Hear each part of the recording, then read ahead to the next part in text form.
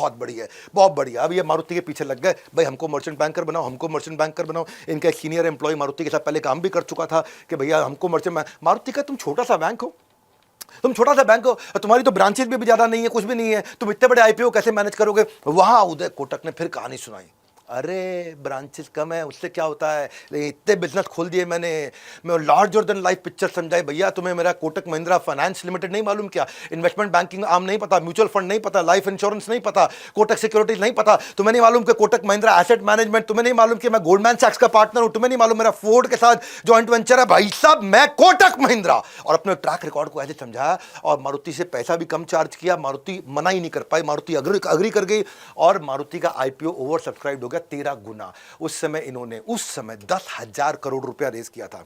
अब वहां से इनको इज्जत मिली, इनका पीआर बढ़ता चला गया, इनकी ब्रांचेस बढ़ने लगी, प्रॉफिट कमा रहे थे, 450 ब्रांच हो चुकी थी। लेकिन 2013-14 तक देखें अगर हम, तो इनकी डिजिटल प्रेजेंस नहीं थी और साउथ इंडिया में प्रेजेंस नहीं थी। पैसा कमाना शुरू हो गया था काफी, इनकी जो प्रेजेंस थी वो वेस्ट इंडिया में थी, वेस्टर्न पार्ट ऑफ इंडिया, यानी कि महाराष्ट्र गुजरात में बहुत मजबूत थे, नॉर्थ में भी मजबूत होते जा रहे थे, लेकिन साउथ में बिल्कुल नहीं थे। और छोटा एसएमई क्लाइंटल नहीं था इनके पास में, 8% केवल एसएमई क्लाइंटल था।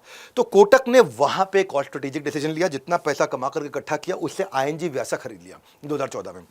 रीजन बड़ा सिंपल, स्ट्रैटेजी इनकी बड़ी अच्छी कि मैं एक एक एक एक एक एक टुक टुक टुक टुक टुक टुक रन मारूं, क्यों नहीं 6 बॉल पे 6 छक्के मारूं, एक बार में बहुत लंबा स्कोर कर दूं मैं। ये एक रन लिया, फिर एक रन लिया, एक ब्रांच खोला, फिर एक ब्रांच खोला, फिर एक ब्रांच को टुक टुक टुक टुक टुक टुक, अरे कितनी ब्रांच ऐसे खोलूंगा। तब ये आईएनजी व्यासा के साथ पार्टनर किया। आईएनजी व्यासा के पास में जो इनकी वीकनेस थी वो उसकी स्ट्रेंथ थी, यानी कि एसएमई क्लाइंट बहुत ज्यादा था। जो इनकी वीकनेस थी ये साउथ में नहीं थे, उनकी 65% ब्रांचेस, 550-600 ब्रांचेस साउथ में थी, साउथ इंडिया के अंदर। बस ये हुआ, मर्जर से पहले कोटक की 641 ब्रांचेस थी, मर्जर के बाद में 1214 हो गई, पूरा साउथ कवर कर गए। मर्जर से पहले कोटक के पास केवल 80 लाख कस्टमर थे, मर्जर के बाद 1 करोड़ 1.25 करोड़ पार करते चले गए, बहुत तेज हो गया। तो जैसे इन्होंने आईएनजी व्यासा लिया ना, तो इनके एटीएम जो उस समय केवल लगभग 1100-1150 थे, वो बढ़ करके लगभग 1800 एटीएम हो गए। साउथ में केवल 15% थे ये, साउथ में अभी 38% मार्केट शेयर ले गए। एसएमई लोन इनको बहुत ज्यादा उसका एक्सपोजर हो गया, जो पहले केवल 8% था, आईएनजी व्यासा की स्ट्रेंथ थी 25%, वहां पैसा इन्होंने लगा लिया। एक्सेप्शनल रिजल्ट वही दे पाते हैं भैया जो एक्सक्यूज पे नहीं एग्जीक्यूशन पे काम करते हैं, एक्सक्यूजेस नहीं एग्जीक्यूशन, और वही आदमी एग्जाम्पल बन जाता है।